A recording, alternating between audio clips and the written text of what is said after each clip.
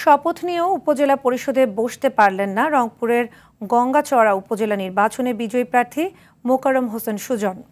সকালে রংপুর বিভাগীয় কার্যালয়ের সম্মেলন কক্ষে বিভাগীয় কমিশনার মোহাম্মদ জাকির হোসেন আদালতের আদেশে তাকে শপথ বাক্য পাঠ করান। তবে একই দিনে সারা দেশের 495টি পরিষদের চেয়ারম্যানকে অপসারণ করা হয়েছে। এতে রংপুরের 8 উপজেলার উপজেলা পরিষদ চেয়ারম্যানদের মধ্যে মোকাররম হোসেনকে অপসারণ করা হয়। এদিকে জারি করা আদেশের কারণে অপসারণ করা হয়েছে মেহেরপুরে জেলা পরিষদ চেয়ারম্যান, 3 উপজেলা পরিষদ চেয়ারম্যান সহ পৌরসভার 2 মেয়র। স্থানীয় সরকার মন্ত্রণালয় থেকে জারি করা প্রজ্ঞাপনে বলা হয়, অপসারণকৃত চেয়ারম্যানদের পরিবর্তে দায়িত্ব পালন করবে উপজেলা নির্বাহী কর্মকর্তারা।